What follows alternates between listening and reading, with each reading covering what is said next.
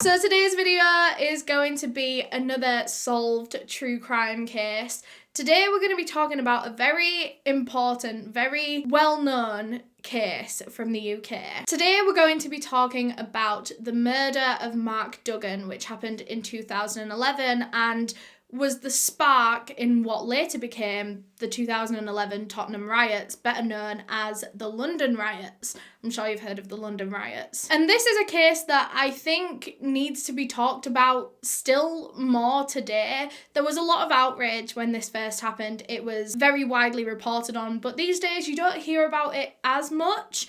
And I think this is one of those cases that we need to stay educated about, we need to stay informed about, we need to stay angry about. And so I thought I would cover this case today, but before we get into that, I would just like to thank our sponsors for making this video possible, HelloFresh. HelloFresh, if you haven't heard of them already, are a meal kit service that provide you with recipes and fresh pre-measured ingredients to make the recipes delivered right to your door. That means that there's less waste since you're only sent the exact amount of ingredients that you need to make whatever you're making. And it's also sustainable since most of their packaging is either recyclable or made from recycled materials. They offer so many different recipes to help you explore new things but tailored to your lifestyle. If you're looking for specifically low-calorie meals, they do those. If you don't have much time to cook in your lifestyle, they can give you the quick recipes. I personally opt for the quick and easy recipe options because I'm always busy. I never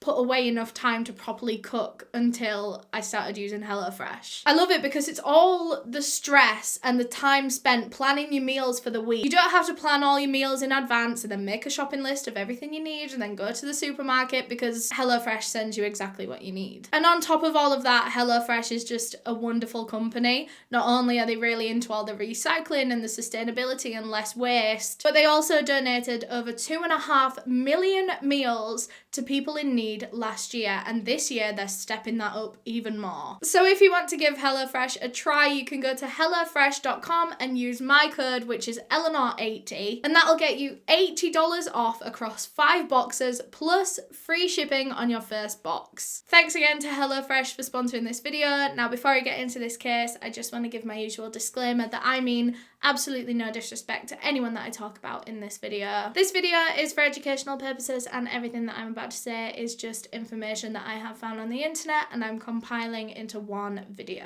So this case takes place in London, England in 2011, specifically Tottenham in North London, which is where 29-year-old Mark Wayne Duggan was born on September 15th, 1981 in an estate called Broadwater Farm, also known as just the farm. Broadwater Farm in the 1980s, which was around the time that Mark was born, it was a very rough place and it had a big gang culture. There were a lot of gangs and it got so bad that in the mid-80s, Broadwater Farm had to face a huge regeneration to kind of fix that issue. And nowadays, Broadwater Farm supposedly has one of the lowest crime rates in the whole of London. The area is known nowadays for birthing a lot of UK talent, a lot of UK rappers, people like Heady One and the rest of the OFB collective. And Mark Duggan's own son, actually, his eldest son named Kamani, he goes by the name Bando K, you might have heard of him. He's also part of the OFB collective, like I mentioned, and he's a big figure in the UK drill hip-hop scene. And Mark himself actually wrote and rapped a lot of music in his own lifetime. Basically, this area, Broadwater Farm, is known for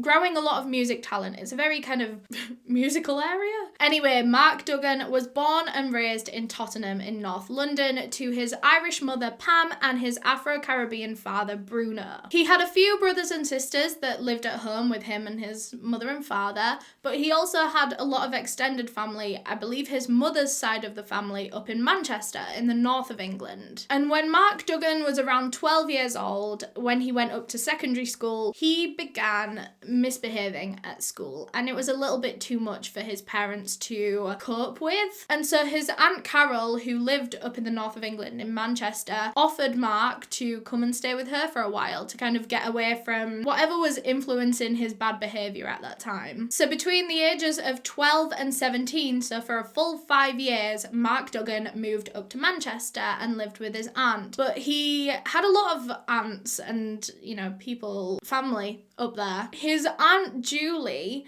was actually married to Desmond Noonan. Now, if you don't know who Desmond Noonan is, he is the leader, or was the leader, of one of the most notorious crime families in the whole of Britain. Desmond and his brother Damien, the Noonan family, were kind of like the Cray twins if they were reigning in the 90s and northern. They were believed to be responsible for over 25 unsolved murders over the 20 years that they were kind of the top dogs in the scene. They were kind of like the biggest gangland bosses in Manchester at the time. But when Mark was living up in Manchester with that side of the family, his uncle Noonan wasn't really in his prime just yet. He was just coming up, so I don't think this really had much influence on Duggan. Shortly after his return to London, when he was 17 years old, Mark Duggan met a woman named Simone Wilson, and he fell for Simone. Simone was just 16 at the time, Mark was just 17, like I said,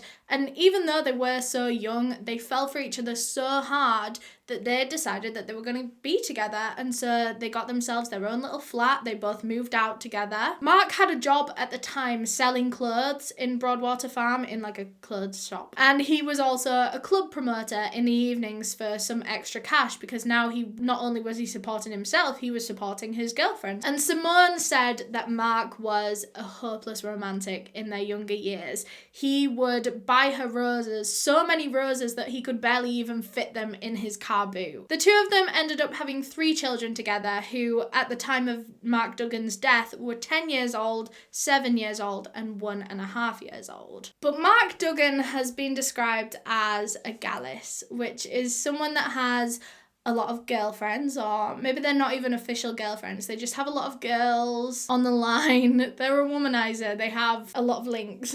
I'm not going to get too much into this, partly because I don't really know much, and I don't really want to talk about people's kind of private matters like that on the internet.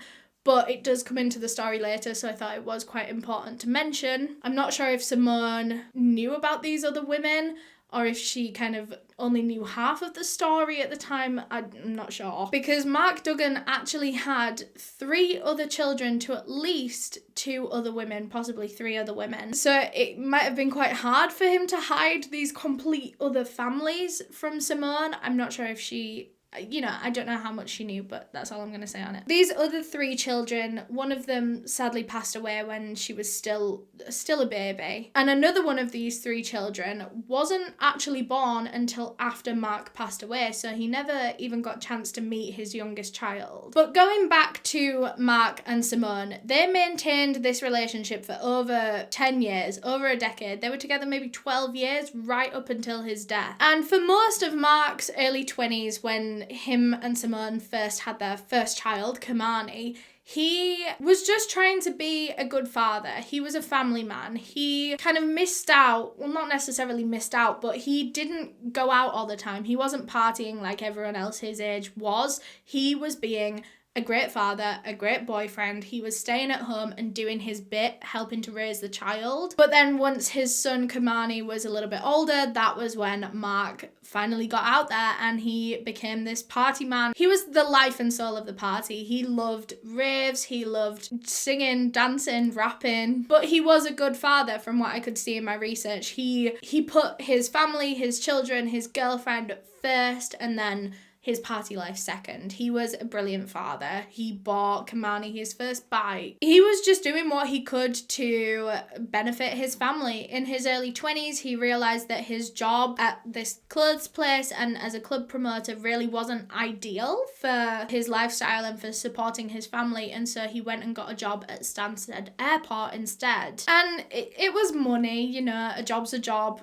It pays you and that puts food on the table, but he didn't love it. And so around the time of his death, he actually applied to become a firefighter, and that was still in progress at the time of this case. In his early 20s, Mark Duggan supposedly started his own gang. Now, this was just him and a bunch of other young men from the Broadwater Farm estate area, and they named this gang Star Gang. And Star Gang was an offshoot of a larger gang in the area named the Tottenham Mandem. Now, this is disputed by his family. His family say he was never in a gang. He wasn't that kind of person, and this gang that the media say that he was in wasn't a gang, it was just a friend group. They would just call themselves Star Gang, just as a friend group name, you know? His family have never denied that he did have friends in the Tottenham Mandem, and the Tottenham Mandem were very active in his general area in Broadwater Farm Estate. But they say that Mark Duggan himself just wasn't in a gang. He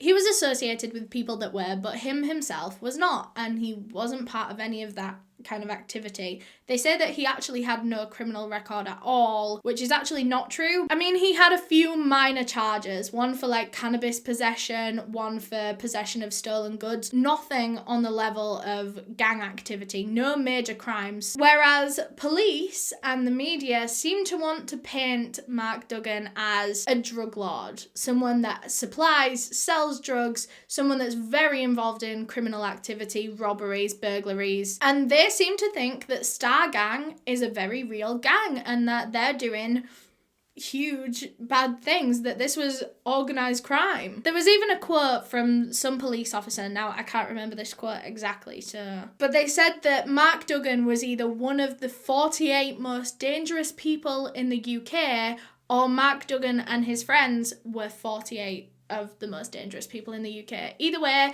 Mark Duggan was very dangerous in the eyes of police. There were rumours that Mark had links to Turkish gangs and different gangs all across Europe. But like I said, the only crimes on his criminal record were two very minor charges for possession of cannabis and stolen goods. That doesn't sound like someone that's ultimately involved in criminal activity and gang activity to me. Maybe he just hadn't been caught yet, but even though he did have only two minor charges on his record, Duggan and his friends were suspected by police of a lot of other things. He and all of his friends were on police's radar in 2011, specifically a unit called Operation Trident. Operation Trident was set up to tackle gun crime in London, specifically in black communities. And there was a lot of tension between black communities and Operation Trident because they were specifically targeted by these white police officers. But like I said, Mark and all of his friends were suspected by Operation Trident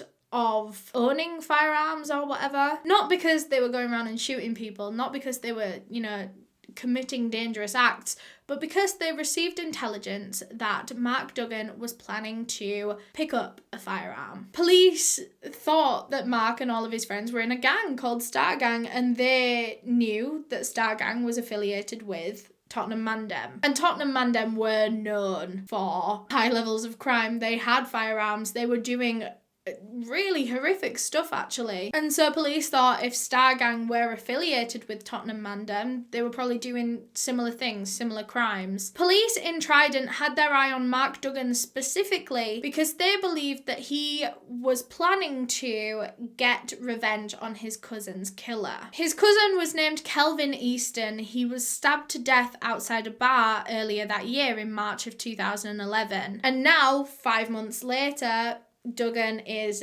acquiring firearms, he's starting up a gang. Police believe that these two things are connected and that this is only going to lead to more deaths, more harm. Police in Trident and just police in general were also suspecting Duggan and the rest of Star Gang of doing other things like supplying and trafficking Class A drugs, as well as involvement in some murders and attempted murders in the area. And I just want to emphasise that this is what police suspected at the time, but there's absolutely no evidence to connect Mark Duggan with anything that Tottenham Mandem did. Yes, he was associated with some of the people in Tottenham Mandem, but there's nothing to say that he was in Tottenham Mandem or that he took part in any of their gang activity. But the Tottenham Mandem really were quite scary. They did a lot of really horrific things. They were suspected of kidnappings, murders, drug trafficking, shootings, some of which were fatal and caused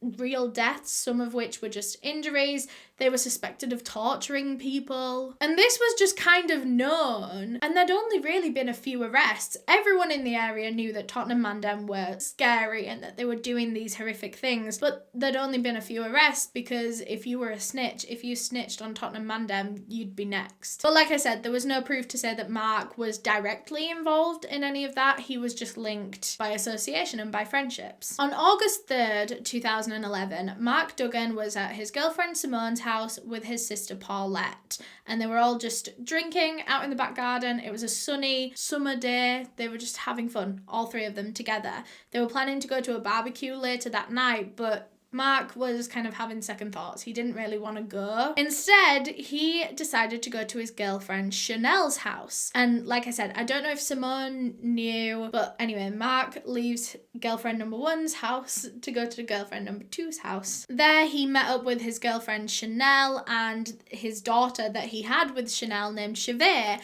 and it was due to be Chevet's christening that weekend. So they were just kind of putting the final planning in. They were doing the final planning before the christening. But little did Mark know, police were following him this whole time. They'd followed him from Simone's house to Chanel's house because they received intelligence that he was going to pick up a firearm that night, and so they wanted to intercept that and arrest him and get that gun off the streets. Around midnight, Mark Duggan was still at Chanel's house, and police decided that the gun pickup probably wasn't going to happen that night. It was getting late, seemed like he'd just settled for the night, and so police decided to call it off and come back again the next day. At around 2 a.m, Mark got up out of bed from Chanel, told her he'd be back in a minute, but instead he just walked outside, got in a cab, and went to girlfriend number three's house. This was a woman named Precious. Now, Precious was a newer girlfriend. He'd only been seeing her for about 4 months. The other two, Simone and Chanel, I think he'd been seeing for years.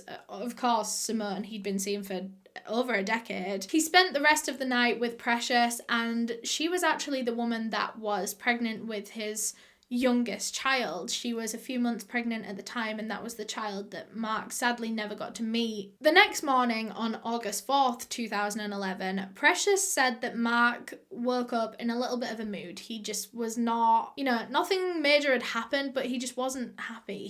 It was one of those days for him. She said that the two of them didn't really make up until the late afternoon, but finally when they did make up, they had a couple of hours together before Mark left. And he left when they were on good terms. Just after 5 p.m, Mark decided to leave Precious's house and go and meet up with a friend named Kevin Hutchinson Foster. So he got in this cab and headed towards Leighton, which is where Kevin was waiting for him, and this was about 40 minutes from where he was in Shoreditch. Now, Kevin Hutchinson Foster was bad news, and everyone knew it. He was a real, gang member. He owned a lot of guns, he knew where to get guns, and Mark Duggan's older sister knew of Kevin Hutchinson Foster. I think he was similar to her age, and she wasn't happy about Mark associating with Kevin. But on this day, on August 4th, 2011, Mark was going to meet Kevin to pick up a gun. Just as police had suspected that he was doing the day before, their intelligence was correct. It was just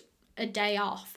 And so instead, this next day on August 4th, they decided to follow him again. Police actually weren't planning to start following Mark Duggan until around 6 p.m. that evening. However, they received intelligence a little bit early, around 5 p.m, saying that Duggan had set off to go and get the gun. So now police were behind. So they raced to Leighton to try to catch up with the taxi so that they could see the exchange happening. They could see Kevin give Mark Duggan the gun, but they didn't get there in time. No police actually saw Kevin give Mark a gun. Anyway, Mark Duggan did successfully get to Leighton. The taxi pulled up. Kevin Hutchinson Foster came to the taxi. The two of them spoke for around 5 minutes, and Kevin handed him this shoebox that had a gun in. And this particular firearm, it was a handgun.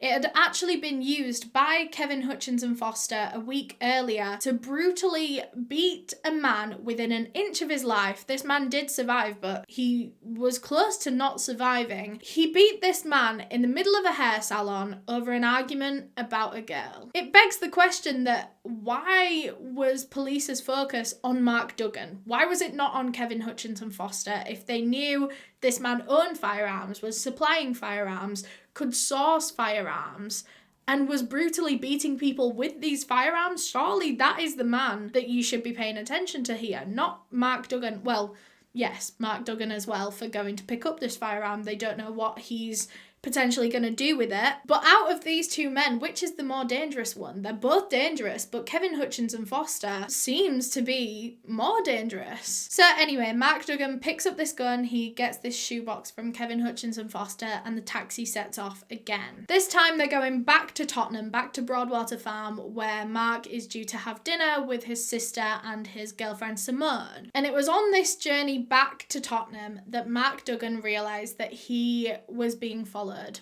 by police. I think he saw the van pass by, so when a car is being followed, they have to follow from all angles.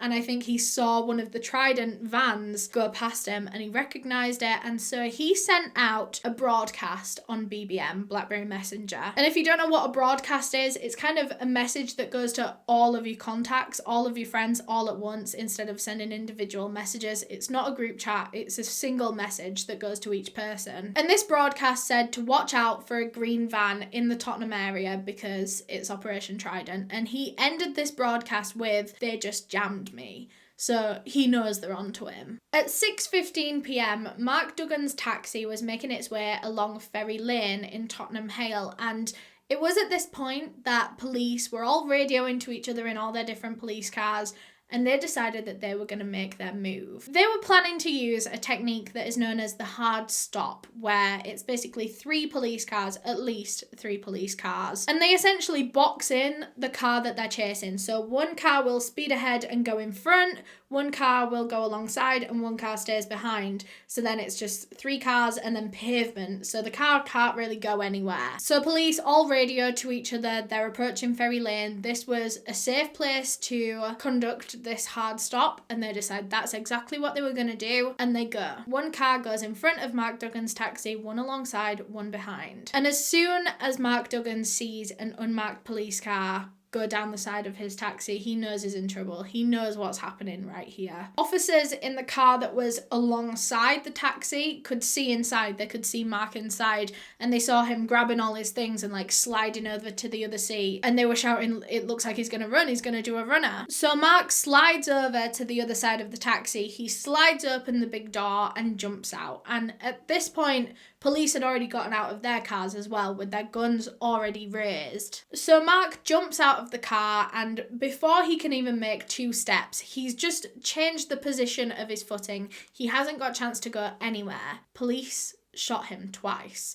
Once in the arm and once in the chest. As he was shot, a load of feathers came out of the back of his jacket, showing that his jacket had been penetrated, so one shot had definitely hit his torso area. Mark Duggan fell to the ground, and half of the officers that were there began surrounding him. Meanwhile, other officers had gone round to the driver's side of the taxi. They grabbed the taxi driver by his arm and pulled him out with force. The taxi driver said that they were being very harsh, very callous with him. That's an exact quote, by the way. He said that they were very harsh and callous, and this man had no idea what was going on, this taxi driver. He had no idea who this man was that he'd just picked up and was now being chased by police. He had no idea what was going on, and suddenly he was being pinned to the ground. He heard gunshots over by the other side. There were police cars everywhere. So he kept trying to turn his head to over where Mark Duggan was now laying on the ground to see what was going on, and police kept telling him to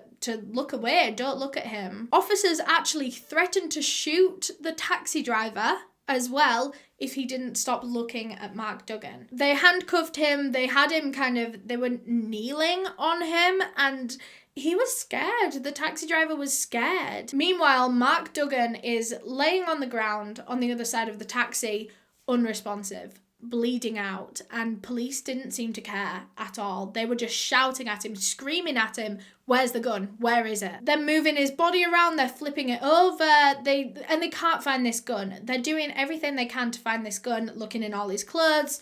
They can't find it. And at this same time, right, there was a police officer that started collapsing on the ground. He was going red in the face and then white in the face, and he was all woozy, claiming that he'd been shot. So most of the officers at that scene, even though Mark Duggan was laid on the ground, bleeding out, unresponsive, most of the officers crowded round this other officer that was collapsing. His legs were buckling underneath him. He'd been shot. They were ripping off all his clothes trying to find this gunshot wound, and they couldn't find one. We'll get back to that in a minute, but this other officer was sent to hospital, and eventually, when police realised that Mark Duggan was unresponsive, they finally called for paramedics and an air ambulance to come over. But officers, and I quote, spent 2 minutes seeing to the other officer before they then went back to Mark Duggan, who they shot twice, and they know that at least one of them hit him in the torso. But their main priority here was an officer. So the paramedics arrive, all the ambulances arrive, the air ambulance arrives. However, it was too late. Mark Duggan was pronounced dead at the scene. He'd been murdered by police officers. Now, this is where the story gets confusing. Every single person that was at the scene that day or was a witness to the incident that happened that day seems to remember it differently. So we're going to start with eyewitness testimonies. So just passers-by that happened to watch this murder take place. And then we'll get on to like the police's story. And just before I start, these eyewitness testimonies do contradict each other a lot. Some of them haven't been used in court, and it seems like they all saw a different event. It's so strange. One person said that they saw police shoot Mark Duggan when he was already being pinned down on the floor. Other people said that they heard police shouting at Mark Duggan before they shot him. They heard police shouting a number of different things as well. One person said they heard officers shout, "Put it down," over and over again, suggesting that Mark Duggan had a weapon on him. Other people heard officers warn him multiple times that they were going to shoot if he didn't let go of this weapon. However, the taxi driver, so the person that was literally just a couple of meters away from Mark Duggan as all of this was going on, he says that police didn't shout anything. They didn't warn Mark Duggan that they were going to shoot. They didn't shout anything. He said, this taxi driver said he watched as police left their cars with their guns already raised, and they barely even gave Mark Duggan chance to take 2 steps. He said that Duggan was 3 feet away from the taxi when he was shot by police. There was another witness that we're going to talk about quite a bit in this case that was across the road from where Duggan was shot in their apartment. So they were like 100 meters away, up in the air in their apartment looking out of the window. They said that they saw all of this happen. They just happened to be looking out the window, watching the street below when they saw these officers do the hard stop and shoot Mark Duggan. And he said, this witness said, Mark Duggan was not holding a gun when he was shot. And he said it was quite obvious that Mark wasn't holding a gun. He said that Mark had his hands above his head as if he was going to surrender, and he did have something in his hand, but it was kind of silvery, like a phone. It was quite clearly a phone and not a gun. They're very different shapes. And a mobile phone was found on Duggan's body, but a gun wasn't. This witness's statement has been disputed. After all, they were 100 meters away, across the road, up in the air, looking out of a window. They didn't have very clear vision of this, but they say that they do. They're very adamant in what they saw. However, this witness's statement can be disputed. A lot of people believe it can be disputed using forensic evidence. Looking at Mark Duggan's body, forensic pathologists can tell the position that Mark Duggan was in, the position that his body was in when he was shot, based on how the bullet travelled through his body and in what direction. And they could tell from the way that this bullet travelled through the ligaments in his bicep, it was going upwards, showing that his muscle was tensed, but his arm was like this. They weren't up above his head, they were crossed across his body as if he was reaching for his waistband. So now on to the police officers' version of events. All of the police that were at the scene that day have a different version of events to all of the other witnesses. And from this, we want to figure out why they shot and killed Mark Duggan when they were supposed to just arrest him and seize the weapon and get the firearm off the streets. Why did they murder him for simply being in possession of a firearm? Well, the officer that shot him, unfortunately, I can't give you a name because most of the officers, every single one of the officers that was at the scene that day, has been granted anonymity. They only go by like a letter and a number, so like V53. The officer that shot Mark is known as V53. He is V53. However, I'm just gonna refer to him as the officer that shot Mark to make this video a lot less confusing. Well, the officer that shot Mark claims that Mark was pivoting towards him, reaching into his waistband and producing a gun when he got out of the taxi, and that is why he shot him, because that officer believed that his life and all of his colleagues' lives were in imminent danger. That is an exact quote. He believed that his life was in imminent danger if he didn't shoot this man. I have another quote from that officer. He said, "I saw him holding the gun in his right hand onto his stomach. He then began to move the gun barrel away from his body. I believed this to be an imminent threat to my life." Another officer also said that he could see the handle, trigger, and then the barrel of the gun, so it's slowly being produced from Mark's waistband as he pulled it out. However, when the scene was checked over, it was found that Mark Duggan didn't have a gun on his person. There wasn't one in his hand, there wasn't one in his waistband, there wasn't one in the taxi. This officer didn't see Mark Duggan reach for a gun because there wasn't one. There was, however, a handgun found on the grass behind where Mark Duggan was murdered, so about 7 meters away from his body. So Mark was murdered on the pavement. His taxi had pulled over onto the pavement. He was killed on the pavement, and then next to that was a fence, and then next to that was a mini like park type thing. It was grass. I'm just going to refer to it as the green. And the gun was found there, 7 meters from his body. This was a black handgun with a sock over it. And so police said, oh, well, he must have thrown it. That's the only way it could have ended up over there. He must have thrown that gun when he got out of the taxi. But here's the thing, none of these officers saw Mark Duggan throw a gun. And there's a lot of evidence to say that he didn't throw a gun. There were 11 police officers at the scene that day, 11. All of them trained to get this gun off him. They were from Operation Trident, which is all about firearms. It's about getting firearms off the street. You're telling me that not a single one of them saw this gun leave Mark's hand and fly over a fence onto the ground 7 meters away? None of them. I saw a really interesting YouTube video by a channel called Forensic Architecture. I'll link it down below in the description. Basically, they created a precise 3D model of the scene of the crime, and based on police's statements, because they had to give statements down to like their footing. They had to say, I took like 2 steps this way. Their statements had to be spot on.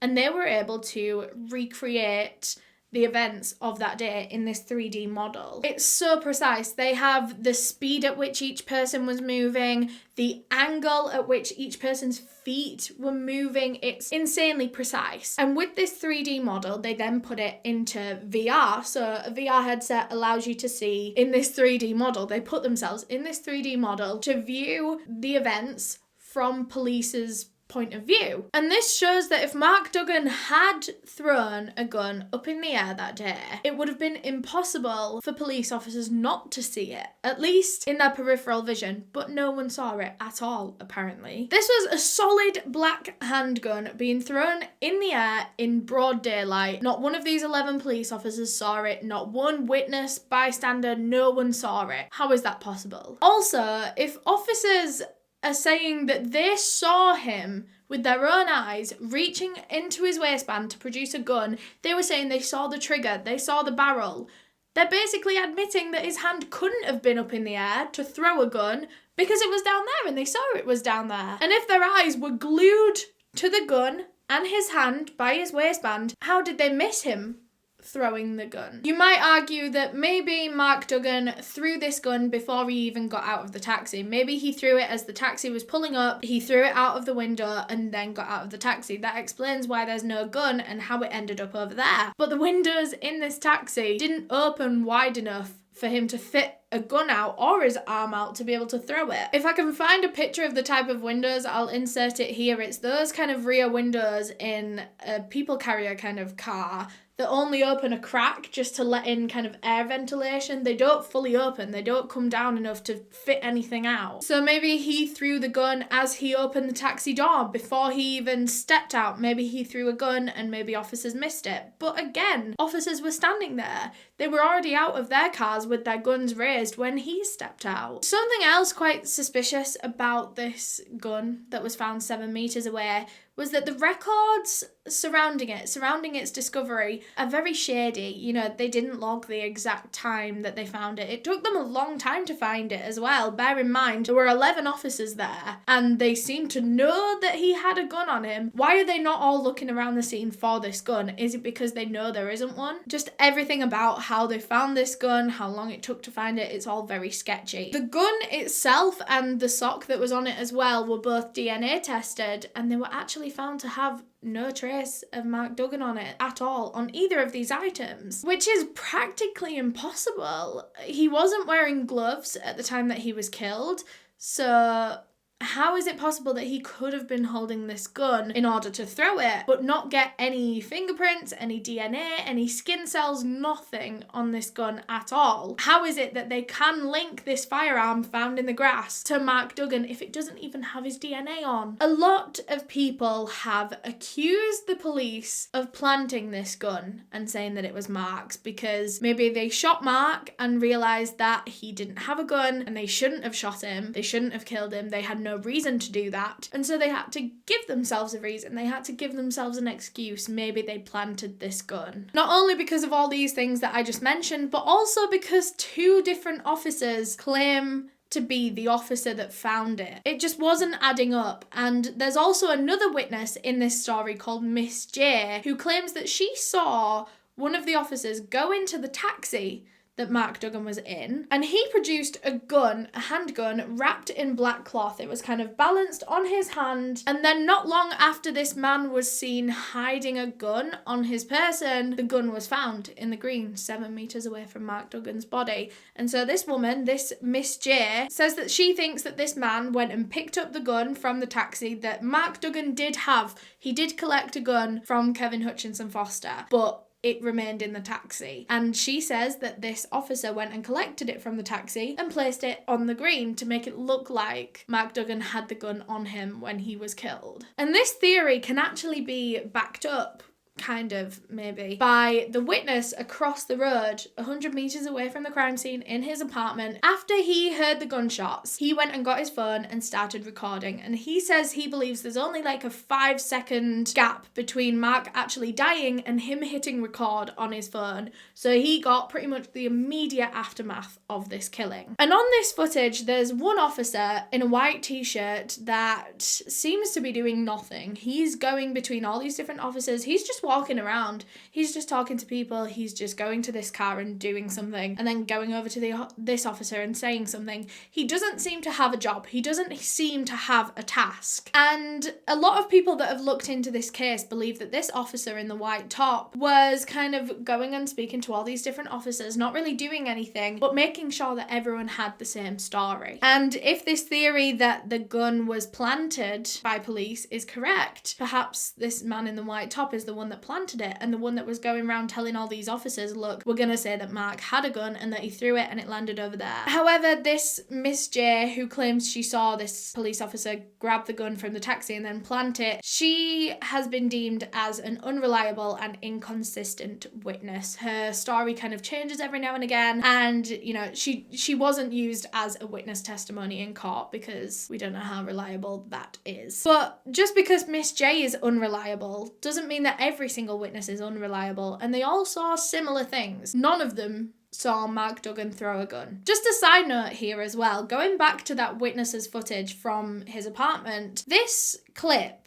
of the aftermath of the murder was actually used in court to be able to prove that none of the officers planted the gun, because supposedly in this footage you can't see someone go up to the car, grab a gun and go and put it on the green. However, this same YouTube channel that I was talking about earlier has done a lot of tests, and they've found that there is a particular part of the taxi from this footage that you can't see. It's blocked out, and a number of times in this footage people keep going behind it. Police officers keep going behind this bit that you can't see. So we don't know what they're doing behind there. Perhaps someone was collecting the gun from the taxi. And there's plenty of opportunities between that for this gun to have been passed around officers and then end up at the green with the person that discovers this planted gun, or so the theory says. I hope that made sense, but basically there were plenty of opportunities for officers to collect the gun from the taxi and then pass it between themselves and then it be found. You know, this tape being shown in court, it doesn't actually prove anything because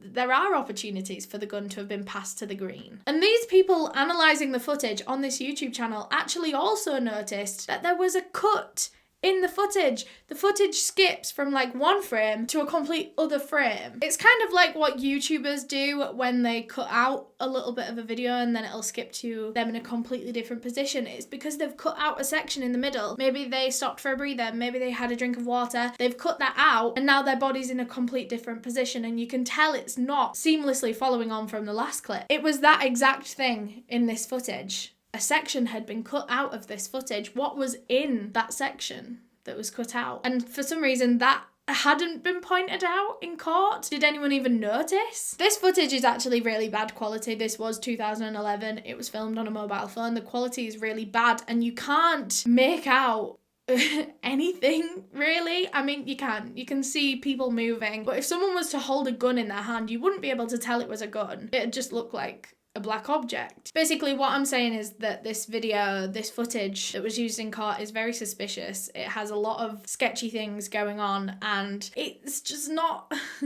I don't know how they managed to use that as evidence to say that police officers didn't plant the gun. Anyway, all of this evidence, everything I just said, pretty much tells you that Duggan was not a threat to officers when they killed him. He didn't have a gun on him. And did he throw a gun? Probably not. No witnesses saw him with a gun. It seemed as though he was genuinely just getting out of the taxi to try to run, to try to avoid police. He didn't have a gun. He wasn't going to try to shoot them and fight back. He was going to run. And the taxi driver even confirms this. He says that when he heard the door of his taxi open, when he heard Mark Duggan open the door behind him, he looked in the mirror and behind him, he didn't see Mark reaching for anything. He saw Mark get out of the taxi to run. I also think it's important to note here, just interjecting into the story, remember how the officers said that they shot Mark Duggan because he was an imminent threat to their lives. But that same team of officers threatened to shoot the taxi driver for simply looking at Mark Duggan, for simply looking in his direction.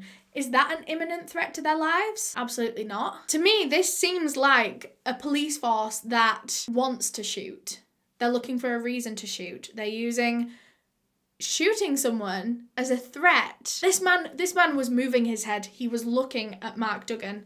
How is that a reason to shoot someone? Just to me personally, this seems like a police force that was willing to shoot someone over practically nothing. In the aftermath of the murder, the police went to the media and the media's first reports of this case, of this event, were incorrect, just blatantly incorrect. They said that this was kind of an equal thing between police and Mark. They said that shots were exchanged. No, they weren't. Police shot Mark Duggan twice. Mark didn't have a gun on him. The media also said that an officer was shot at the scene, further suggesting that Mark Duggan had shot said officer. But we know that's not true. And this officer wasn't even shot. He was just hit by a bullet that his colleague fired. And the media basically said that this police officer was shot and it was only then, once this police officer was harmed, that his colleagues then opened fire on Mark Duggan, which is not true. We know that police shot Mark first. They were the only people to shoot. So they're practically painting this out to be Mark Duggan as a very violent, very aggressive person that shot first. He injured an officer first. And then the officers around were shooting him to kind of get rid of this danger that was shooting police officers, which is the complete opposite of the story. The media totally twisted this. And it wasn't until a whole 2 days later that this was finally corrected. And the media said, oh, we got it wrong. Mark didn't have a gun. Police shot first. Shots weren't exchanged. This wasn't a shootout. This police officer wasn't shot. We got this story completely wrong. 2 whole days. For 48 hours, the police and the media had the whole of the UK believing that this man that had just been killed by police was some kind of thug trying to kill police officers, which is absolutely not the case. It's even more infuriating when you think about the racial tension between this white police force, Operation Trident, which particularly targets the black community in the UK.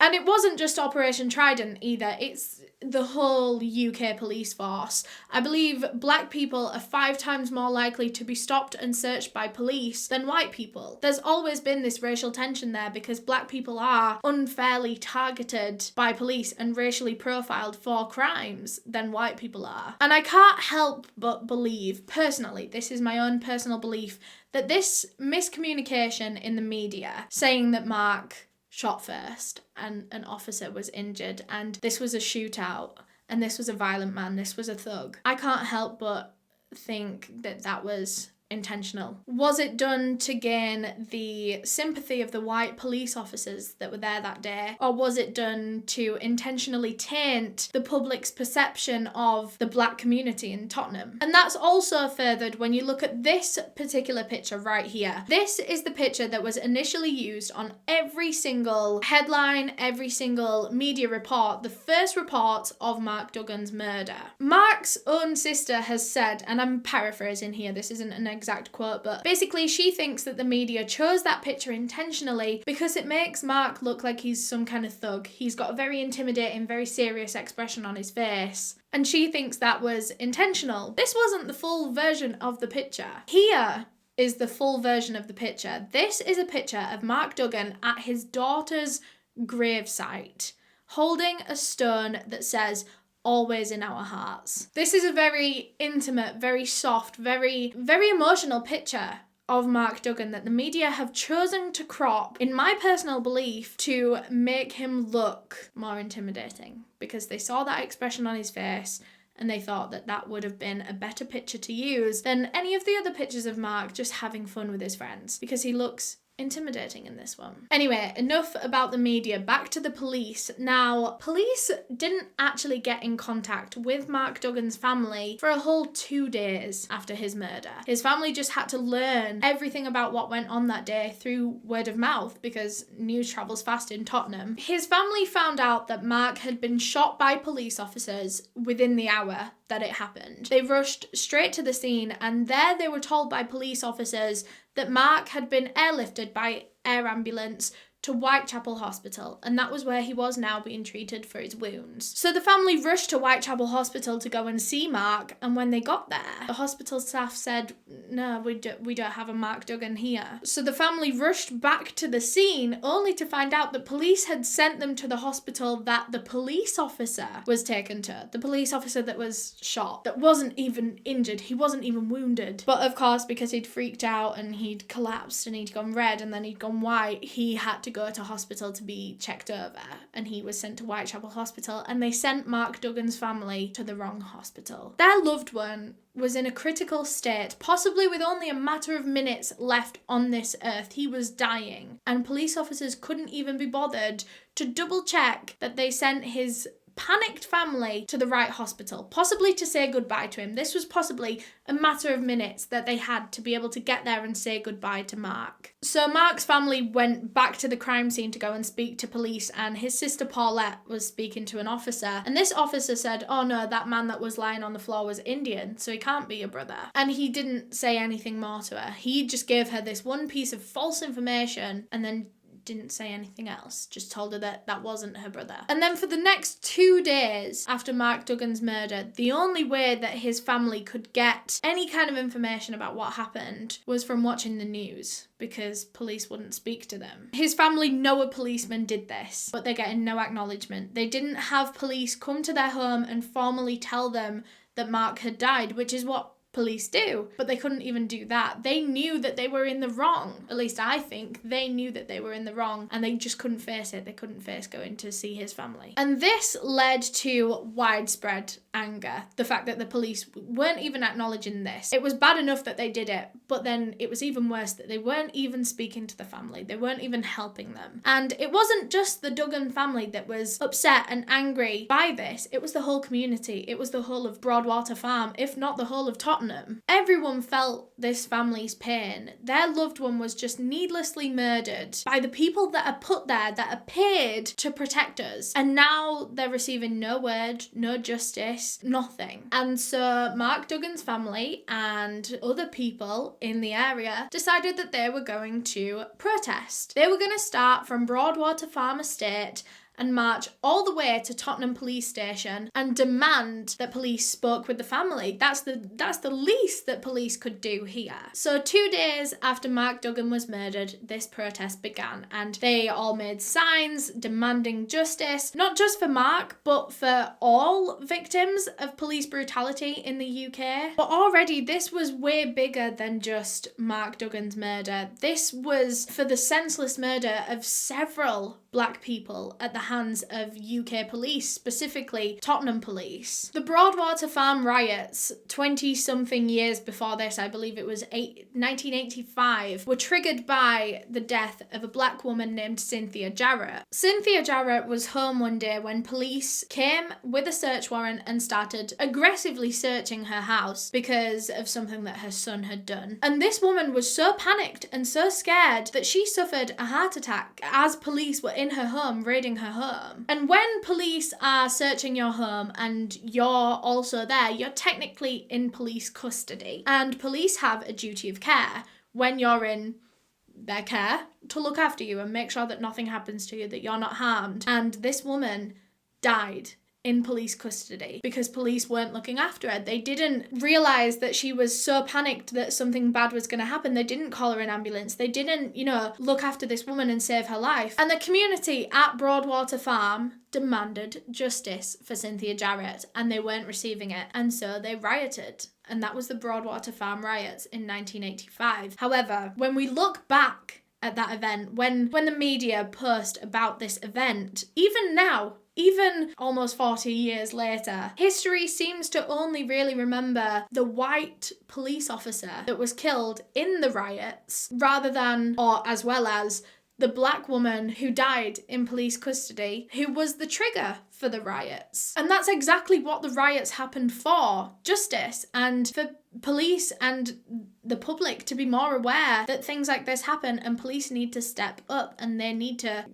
fulfill that duty of care that they have. Roger Sylvester, another innocent black man, died in 1999 when police pinned him down aggressively with force, allegedly giving him respiratory issues that he later died of 8 days later. Smiley Culture, a reggae artist from the UK, also died when police performed a drug raid on his home. They came in, searched it, and he died when he was in police custody. He actually died of a self-inflicted stab wound right in the heart. Now, it's been debated whether this stab wound was actually self-inflicted. For the sake of this video, we're going to say it is. His children, or at least one of his children, doesn't believe that it was self-inflicted. She doesn't think that her father would do anything like that. However, like I said, for the sake of this video, even if it was self-inflicted, if he had done that to himself, he was in police's care. They should have been keeping an eye on him, supervising him, and making sure that he was safe. But none of these victims had ever received justice.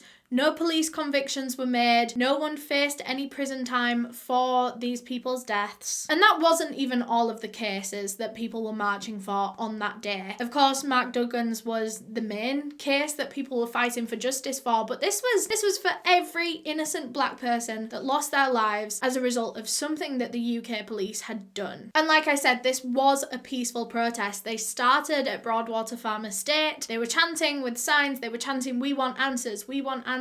But as the day was going on, they were stood outside this police station for 5 hours. 5 hours waiting for someone to come out and speak to them, but no one did. And as the day was going on, people were getting more and more angry. Of course, they were getting frustrated that police couldn't just come out and speak to them. And so his family decided that they were gonna give up. Of course, they weren't gonna give up in the long term, but for that day, they were tired, they had children with them, and they decided that they were gonna give up for that day. And so they began walking away from the police station, and they got down the road when they turned round and saw 2 cars on fire behind them. 2 police cars on fire. Someone in this protest had gotten so angry, so frustrated with police, that they had set alight two police cars in the street, and these two police cars completely burnt out. And the lighting of those two cars is what sparked the London riots, which were later labelled the worst riots in modern English history. Now, before I get into the riots portion of this case and this story, I just want to clarify now that the Duggan family had no part in the actual riots. They were peaceful protesting. All they wanted was for police to come and speak with them. They didn't join in, they didn't condone the riots. And I just want to make that clear right now, because they were just campaigning for justice. They weren't trying to be aggressive or violent. But the community, this is the way that the whole community dealt with this anger and this frustration and this upset with Mark's murder and the police's lack of acknowledgement. So like I said, it started that night with two police cars being burnt. People began throwing things and shouting things at officers, like very aggressive things. Like more than just about Mark Duggan. People were calling officers horrible things. And over the next 3 days, things escalated very rapidly. People were looting shops. Buildings were set on fire and burned to the ground. So many buildings were burnt to the ground. Over 100 people were made homeless during the Tottenham riots. And I say the Tottenham riots, but this was all over London. This quickly spanned all over London, which is why they're now called the London riots. Because this was more than just Tottenham now. The whole of London was angry. The whole of the UK was angry, to be fair. But people citywide were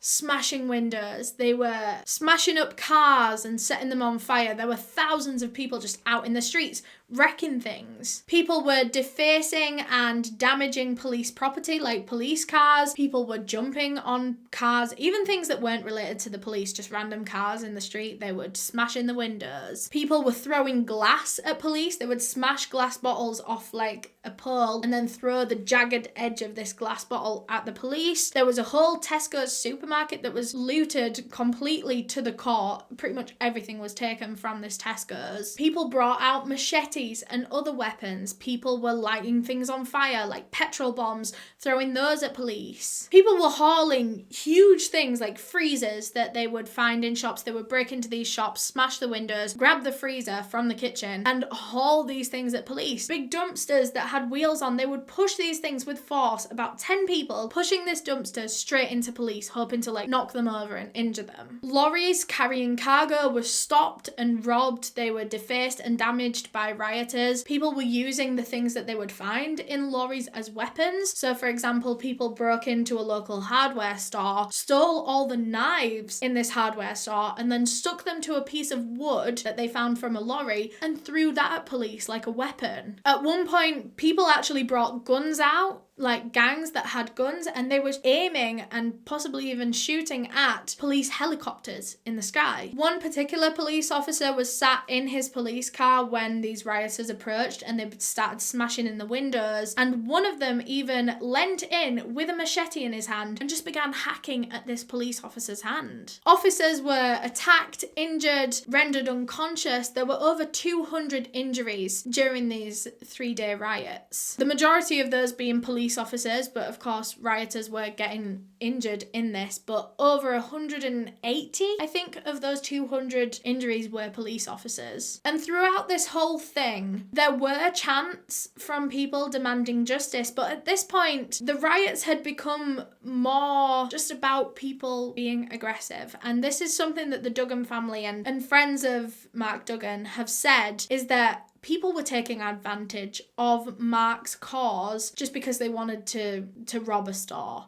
or they just wanted to smash up a police car, and they were using this as an excuse, as a reason to do that. They weren't actually fighting the fight for Mark Duggan, for him to get justice or his family to get justice. They were just taking the opportunity. Police brought dogs and horses and riot vans. They had all the full-on riot gear with their shields and their batons, and they were going out into the street, terrified. There were hundreds of them lining the streets. Hundreds of police from all over England were transported to London so that they could go out in their thousands. I believe on the third night or the fourth night, there were 16,000 police just out on the streets of London. Now, after 3 days, the London riots began to die down. And as they did, riots began popping up all over England. There were riots in Birmingham, Manchester, Liverpool, other places as well. That's just a few. However, the majority of the riots were in London in that 3-day period, with a lot of rioters saying that those 3 days were the best 3 days of their lives. They described it as a war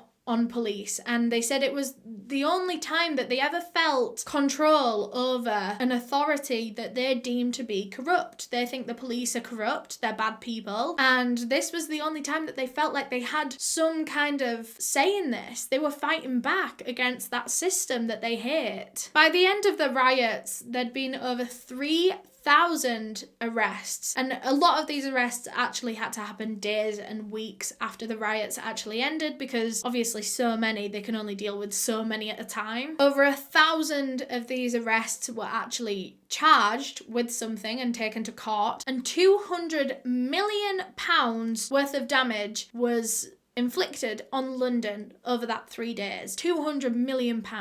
Historical architecture was destroyed, things that, we're never going to get back. Like I said, over 100 families were rendered homeless. I believe there was something around 48,000 businesses that had suffered some kind of loss. Either their property had been damaged, something had been stolen. Now, many of these arrests, these 3,000 arrests, were able to have been made due to social media. A lot of people were not the smartest about this. They were posting pictures online, and they were tweeting and, just posting that they were part of the riots, posting that they'd stolen something, posting pictures with things that they'd stolen, bragging about the damage that they'd inflicted or the violence that they'd displayed. Rioters didn't cover their faces when they were out doing all of this, and so a lot of them were caught through CCTV footage and even through BBM. BBM was used to track a lot of people that were involved in the riots. A lot of people had broadcasted that they were out in the riots, or that they were going out in the riots. They were inviting other people out in the riots. And police used a lot of information from BBM to kind of track these people down. Same thing with Twitter. A lot of people were doing the same thing on Twitter. There were actually 5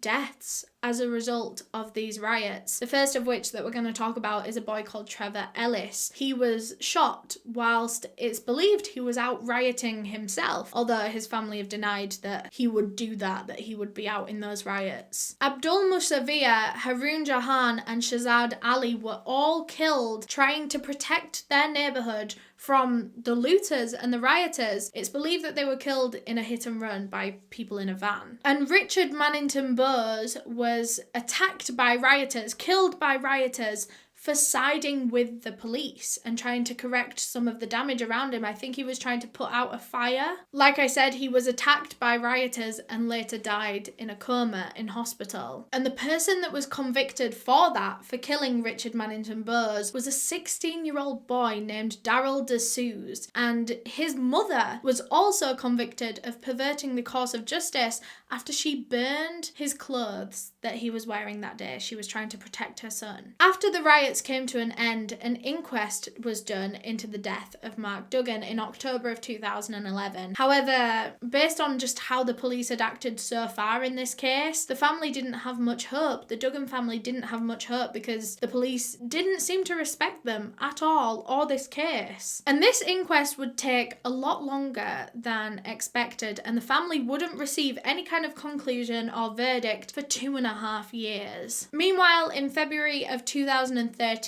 Kevin Hutchinson Foster was found guilty of supplying the gun to Mark Duggan. And then finally, in 2014, this inquest hearing that began 2.5 years earlier was finally coming to a head. Now, the jury had been told that they had to come to a unanimous verdict. Every single person in that jury had to agree that Mark Duggan was a danger to police, and they had to answer a bunch of different questions like, did he have a gun on him? Did he throw the gun? Did he try to run? Did he shoot at police?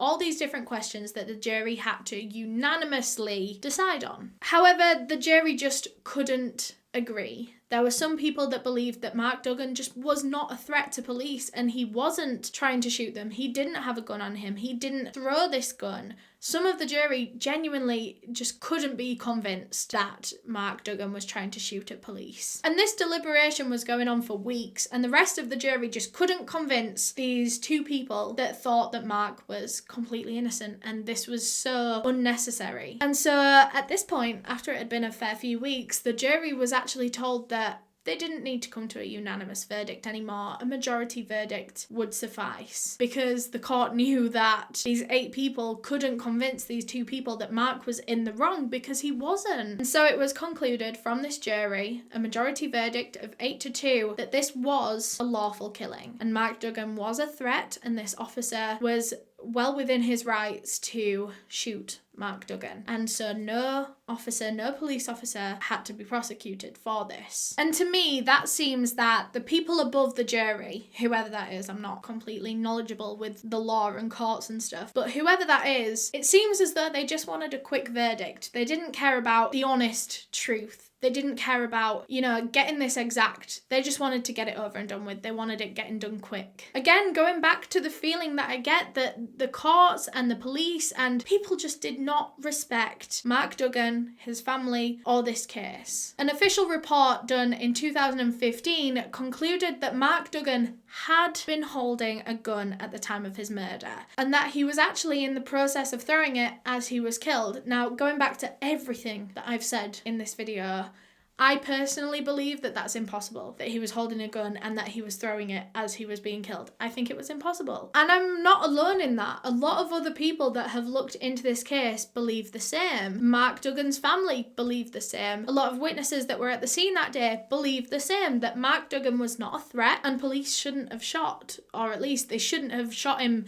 in the torso, killing him. Perhaps if they believed that they were in danger, shoot him in the arm or the leg, or, something to disarm him of this gun. You didn't need to kill this man. Of course, I'll let you guys decide what you personally think. Don't be swayed by my beliefs, but please do comment down below. I'm going to be going through these comments all night because I'm so interested to hear what you guys have to say about this case. Mark Duggan's family have since tried to appeal the verdict that this was a lawful killing. However, that appeal has been rejected. The courts affirm in their answer that police officer was well within his rights to kill Mark Duggan that day. The family launched a civil claim in 2018 against the police, which is kind of like the last resort. It was the last thing that they could do, really. They had nothing else to do, so at this point all they could do was try and get some compensation, and they were compensated. It's an amount that hasn't been disclosed to the public. However, they did receive some money in 2018. But yeah, that's all I have on this case. Thank you so much for watching this video. Like I said, please do comment down below. I'm going to be reading the comments on this video all night, probably for a good week after this video goes live, because I'm so interested in what you guys have to say on this one. Thanks again to HelloFresh for sponsoring this video. If you want to get $80 off of 5 boxes plus free shipping on your first box, make sure you're going to HelloFresh.com and using my coupon code Eleanor80. Huge thank you to all of my channel members for helping me decide the cases that I cover, especially my tier 2 members whose names are all on screen right now. If you want to become a channel member, you can just click the join button on a desktop, or there'll be a link in the description of this video. But yeah, thank you so much for watching this video. If you want to subscribe, you can click right here. If you want to subscribe to my second channel, you can click here. And if you want to watch another video, there's a playlist right here. Bye!